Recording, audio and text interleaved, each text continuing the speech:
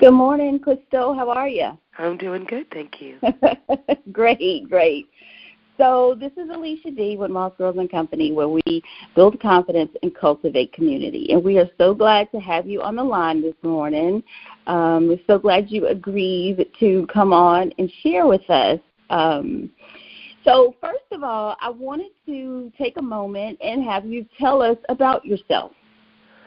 Well, I am currently married for 16 years to my husband, Jesse.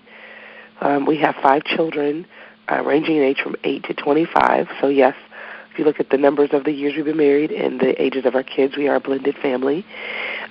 Just to kind of go backwards from there, at 19, I became a teenage mom. So I was a single mom for 10 years before I married my husband. And that's a part of my testimony and a part of the story that I'm sharing a little bit more about now. I was raised in the home of Dr. Tony and Lois Evans, so I have a great spiritual background and legacy, and have been in the church my whole life. And so when you kind of take that and then go back forward, you just say there was a period of my life where I made some decisions that were not honoring to God, but I've been very grateful to know His loving kindness and His mercy, and to know what it is to have Him love me back to life. Yes. So that's what it's called, to have your own, relationship with God, right? Exactly. And that is so needed, because we can't get it from our parents or from anyone else, no matter what kind of home we come from. It comes down to that personal relationship. So we're glad, again, to have you. I wanted to talk about your book, your audio book. Now, I had been listening to it, and I was trying to go back because I was like, is there a printed version, or is it just an audio at this point and a workbook? For the book, no, there's a printed book. That's a first. I always have people say, I have the book. Is there an audio book? I've never had anybody say, I have the audio book. Is there a printed book? Yes, there is a. Go and highlight and underline. I'm like, where is the book? Yes, it released last Tuesday, and it's everywhere books are sold. So Amazon, Barnes & Noble, Lifeway, Christian book distributors, Target.com, Walmart, it's everywhere. Okay, great. And the book is called She's Still There. Yes. She is still there. And so tell our audience why you chose that particular title for your book. It's a little bit of a two-pronged answer. One, I wrote Kingdom Woman with my dad about 4 years ago. And in that book, he does all the theological heavy hitting. It's a book of principle of what it means to be a righteous woman and a woman after God's own heart. And I came in and told some stories inside that each chapter to support the foundational principles that we shared. In that book, I mentioned, kind of glazed over the fact that I'd been a single mom, and so that became one of the most frequently asked questions that I would get. Tell us about that, and how did that happen? And, you were a teen mom. And so part of the reason I wrote She's Still There is to talk a little bit more about that story. While the book is not only about that story, it is that story and many others. I talk a little bit more about that. I also talk about what the process of God loving me back to life, what it looked like, and how I practically participated in that with Him. So that's one reason. The other reason is that my daughter at age 22 had a decision to make. It wasn't a moral right or wrong, life and death. Neither one was going to hurt her or hurt anyone else. And I believe that when kids get older, one of the best things that you can do to help them make better decisions is let them make decisions. So when she asked me my opinion, I told her, I think you can figure this out. But I will tell you this. Think back to a time when you felt very good about your life, when you had high expectations and high hopes for your life. When would that have been? Now, she was only 22. She said 18. I said, why? She said, because I was graduating from high school, and I thought really I had the world in front of me, and I was excited about what would come next. I said, well, here's the thing. You need to go and ask that girl, the girl who had hopes and dreams for her life, what she wants you to do now. Because if you don't ask her now, if you don't tap into what she wants for you now, then at 40, you'll be trying to find her and ask her then. And she's still there. You just have to tap into the girl who thought very highly of her life and had high expectations and high hopes. She's still there. You just have to ask her. So the title came from that conversation. The crux to the direction of the book came both from lessons I'd want to share with my daughter and lessons I'd want to share with other friends who wanted to know more about my journey. You did such a great job at telling stories. And, as you were telling the stories, I was like, oh, my goodness, I'm connecting to you right now. You're just speaking my language, down to earth, yet, it's drenched in principle of the Bible and Scripture, but just very down to earth. Like, look, we're going to keep it real. We're going to keep it 100 right here. So I appreciate that about your stories. And the fact that they were authentic. So when you talk about that helping your daughter navigate through that decision that she had to make and her going back to that, usually when we talk about body confidence, there is there's a big gap, because girls begin to really care about themselves and love themselves. Well, they do that when they get older.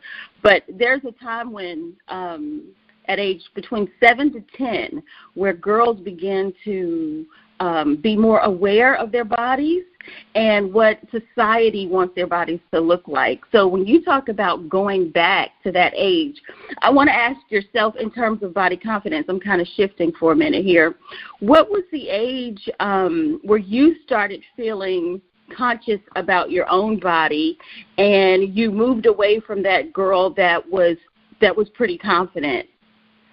I was probably in high school. I'm thinking about 15, 16 years old. Okay. Because just, trying to wear what everybody else was wearing and have it look the way it needed to look on me. I think, it probably started then, just my awareness. I was in a private school until the 8th grade, and we had to wear certain clothes, certain uniforms. I don't think I thought that much about it. But when I got to high school, and I went to a public high school, I think having just that whole fashion conscious, what is everybody wearing, is it in that, and trying to get into the stuff. I definitely was more aware of my body then. Yeah, the uniform thing really will, take it off the radar, and then when you don't have that, you really have to be more conscious of, what am I going to wear? Am I going to be as cute as everybody else? Absolutely. You were saying you have a wide range of children, and so do I. My youngest is 10, and I have a 30-year-old. So yeah, that wide range. Yeah, I call myself the girl collector. I didn't birth all of them, but I claim 8. But yeah, so it's really good to be able to pour back into girls and young women and to help them make those great decisions. So, you telling those stories were really awesome. I'm thinking about one of the stories that you told when you were talking about, driving. You were in the car and driving with your family, and you were at the red light, and you fell asleep, for I don't know how long. But, all of these different stories, and how the other story that you told about the systematic breakdown of your relationship with Christ when you became, you started dating, and how you systematically broke that down. It didn't just happen. It rarely just happens. It never just happens. But the fact that you were aware enough that you could break that down and see how it happens is really a big thing. And I'm glad you broke it down. When you talk about your workbook, are there any strategies in your workbook to help other women break down patterns and cycles in their life? Yeah, because the deal is that you just have to look. The problem is we don't look. We don't look at two things. We don't look at where we are now compared to where we were and go, man, there's a gap. And then the second thing is go, how did that happen? What was I doing that I stopped doing? Where was I that I have now moved from? Who was I with or who was I not with? And how has that shifted over time? So we definitely ask questions. Actually, in the book, there are questions at the end of every chapter. The book it's a book, and then there's questions at the end of every chapter, and then also there's a Bible study, a 6-week Bible study that has its own separate workbook. And in both, we encourage women to stop and look, because living where you're paying attention is it's more than half, the majority of even knowing that there's a battle to be fought. But we have to stop to look. And most of us are super busy. We're running from hither to the thither. Our calendars are full. If we have a moment of silence, if we have a moment of being still, we're on social media. We just don't make time to live reflective lives. And a part of being reflective means noticing that something is veering off track. But if you never look, you'll never know, or you'll know once you've totally derailed, and then you have no choice but to pay attention. Right. So with a busy life that you have, how did you find the time to even write this book? Well, I will tell you, my husband is a saint, so that's number one. But you know what? I learned about 3 years ago. It's been about 3 years. I ran a marathon, and in training for the marathon, I was running with a group of people who would get up early. They would start running at 5. And so I would be out of my house about 4:30. Now, after running that marathon, I ran that marathon and ran straight into a Cracker Barrel, and I have not really run consistently since. However, I will tell you that I think partially because of age, but mostly because I trained myself during that season to wake up early. I'm still an early riser. My body I just wake up. This morning I was up naturally at 6. And I mean, for us, we homeschool our kids, so we don't have to get up early. But most mornings, my eyes open before 5 o'clock, and I can choose to go back to sleep. So I would wake up or set my alarm and go out of my door and either drive down to the Starbucks if I felt like good coffee and lights would help me stay awake, or I'd go to my kitchen table and prop open my laptop and write. So I would have, a couple of solid hours in the morning to do that. My husband is a saint. There were many writing weekends where I would leave on a Friday afternoon and go to the Starbucks down the street and work there Friday until the kids went to bed, get up Saturday, work all day, and then even some Sunday afternoons. But it was about a year of writing. So, I mean, it didn't get written in 2 weeks either, just kind of consistently plowing away at those words. Right. And, I guess that goes back to having good habits, because habits really create your life. They really do. And people routine is a good friend. Rhythm is a great friend.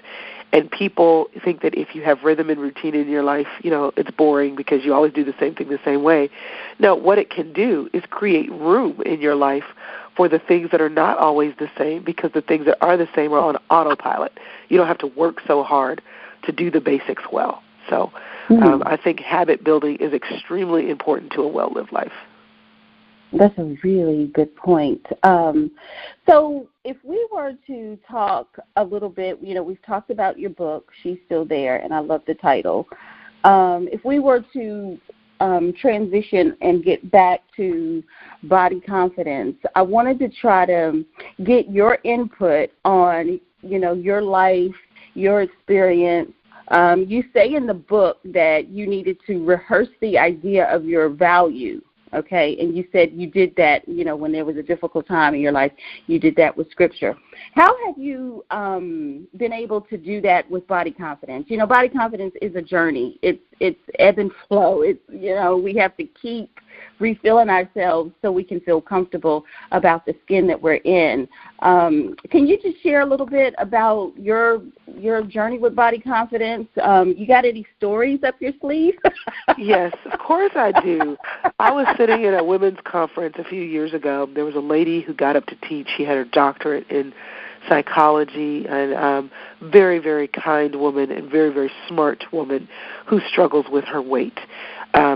Really struggles with her weight. She's not a few pounds overweight. She, by her own admission, is grossly overweight. But I will never forget her standing in front of us at a women's conference for a luncheon, and she just radiated joy and peace and had this beautiful face and had the best smile ever. And she said, I want you to smile, and I want you to smile because right now you are choosing to be the best version of you there is. She said, I am quite aware that I'm grossly overweight. This is something that Jesus and I are working on, and it's something I've been wrestling on my whole life. But right now, I did my hair, I did my face, and I'm wearing a dress I love because right now, in this moment, even though there's something I want to work on, I can still be the best version of me there is right now. And I remember thinking, there's nothing about her that said insecurity. There was nothing about her that said, I'm unhappy. There was nothing, and I'm not saying that she didn't have those moments, but I'm saying in that moment, she chose how she was going to present herself to the world. She chose how she was going to see herself in that moment. I've never forgotten that. So, yes, I do rehearse scriptures about, the Bible talks in Psalm 139 about us being fearfully and wonderfully made. And I embrace the fact that I am a uniquely and a divinely created being. And I rehearse the fact that he gave me a body that I have to take care of, and that is a part of how I partner with him. But I also rehearse the fact that in my perfection, he loved me. In my struggles and in the depths of my sin, he loved me. And if he loved me and created me knowing how I would struggle, don't I owe it to him to love the body that he gave me, to love the soul that he gave me, even while I work, to honor him the best that I can? I get to choose in every moment of my life to show up like I'm meant to be there. And I've had to work at this because I am the girl who will walk into a room and think I'm not wearing the right thing, or the right thing that I'm wearing is not wearing me very well, or everybody else in the room is thinner and doesn't really struggle with their weight. I'll have a struggle with my weight. I do think that, but I've also realized that I can choose to latch on either to the insecure feelings and let them dictate what I do when I show up, or I can latch on to what God says about me and in honesty admit that I'm a work in progress, but choose to act as if I am valuable rather than choosing to act as if I am wanting. And that's a choice I can make every day. Yes, and that's one of the underlying premises for the body confidence movement, is that we're going to start from a place of positivity. We're going to start from a place of loving ourselves, because the health, or the not the health industry, but the diet industry is such a huge industry, and it's based on fear. It's based on guilt, shame, fear, what I should have did and didn't do, and all of those things. And so with this movement, our goal is to start from a place of positivity and of love. And if you can start there, it's not saying we're going to stay here. Okay, we're going to start from a place of love and then move from there. Do what you feel like you need to do to take care of your body and to treat it well. As opposed, because I just don't believe you can get, if you start negative, I don't think you can get anything from negative but negative. Right. So starting from a place of love, you can only attract goodness from there. And if you love your body, you're going to treat it better. You're going to do right by it. And if you mess up, you're going to, get back up and dust yourself off and, move in a positive manner. And so that is the biggest thing that we push with body confidence. We all are a work in progress. And I have my first, you told that story about the lady and her stance with body confidence. I remember my first memory of body confidence, and it was my aunt, and she was obese as well. But when she put on her clothes and her makeup and took those pink sponge rollers out of her head, and put her lipstick on, you couldn't tell her anything, and everybody in the room felt that. Right. So tell us about a time when you felt at your absolute best. What does Chrystal look like at her absolute best? Well, I will juxtapose that answer with what I look like when I'm not at my best. I have a friend, she heard me speak one time, and she said, "Girl, are you okay?" And I was like, "What's wrong?" She said, "That's not you." And I said, "Oh, no, that's the other Chrystal. That's the Chrystal that shows up when she's not feeling really assured of herself, when she's either concerned about how she looks or she's not prepared. So she's not confident in what she's about to say." There are two Chrystals that live in me. One is the Chrystal I think I naturally am, that shows up and she acts as if where she's standing, she is actually supposed to own that spot. I don't hesitate when I talk. I'm very confident. I laugh. I'm going to appear more extroverted than introverted. Then there is the other Chrystal. That is the Chrystal that I've learned to be. That is the Chrystal that has learned to be insecure, that has learned to be ashamed, sometimes because of what's been done to her or sometimes what she has not done well. That is the Chrystal that is unsure and uncertain, and so would rather hide, would rather not be seen. Yes. And if she's seen, she feels extremely uncomfortable.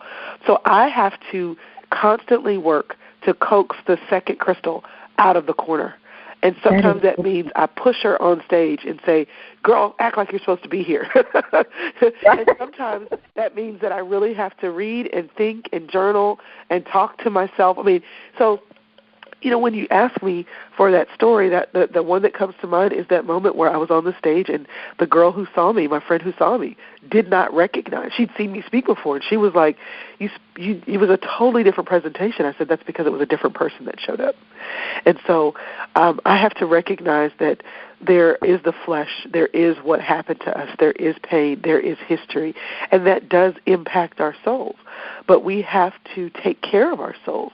We have to care for our souls, and we have to understand that every time we believe what God says about us instead of what we've learned to believe about ourselves, then we have the opportunity to honor the soul and the life that God gave us by doing what we were created to do, how we were created to do it, the way He sees us being able to do it, and not the way the enemy has tried to make us hide. Wow, you said a lot, a mouthful with that one.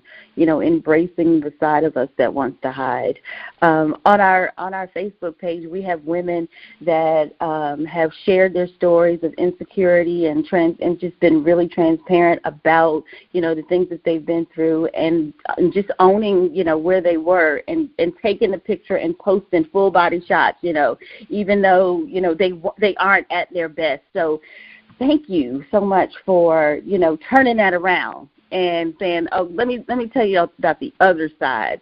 I appreciate that point because, again, it's the side of us that we always want to hide and think that person doesn't deserve to be there. Yeah. So go ahead.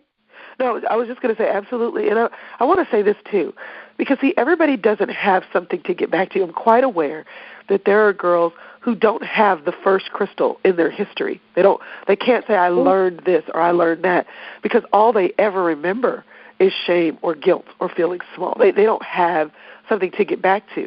So what I want to say is that it doesn't matter.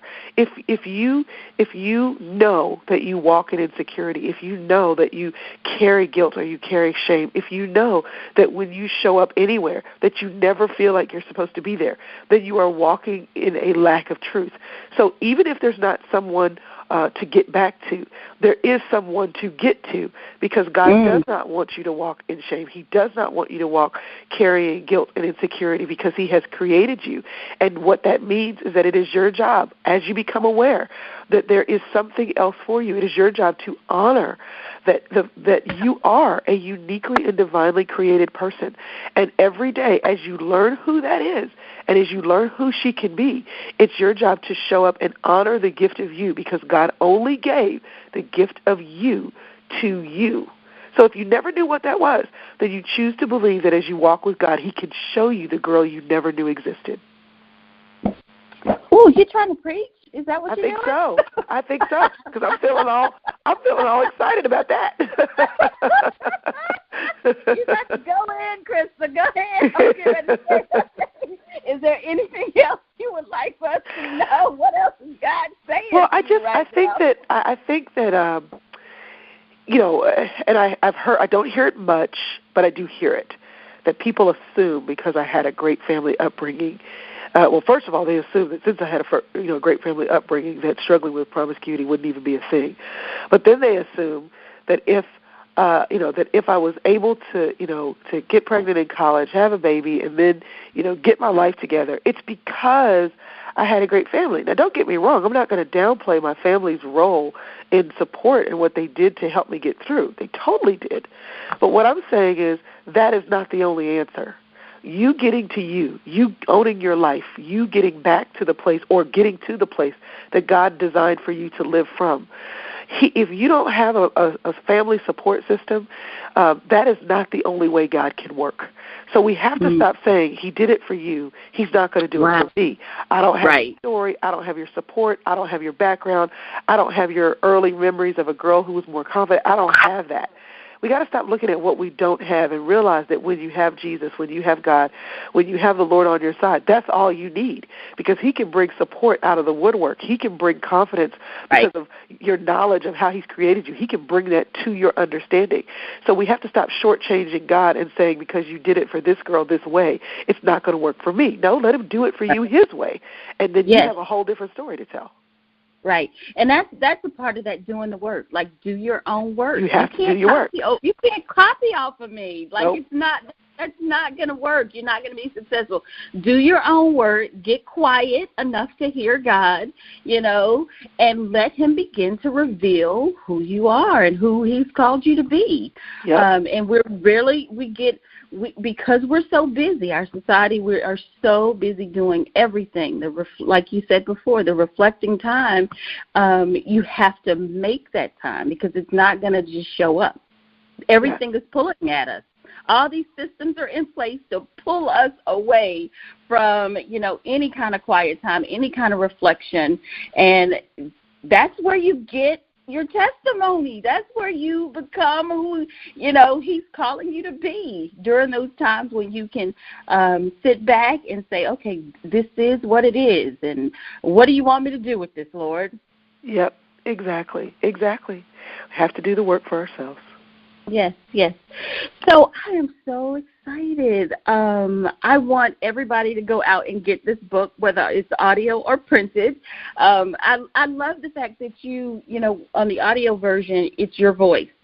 So it's already like an automatic connection, like I said before, because you're so animated in your stories and just telling the story. You just feel like, okay, that's my friend. Chrystal is my new friend. Yes, she is.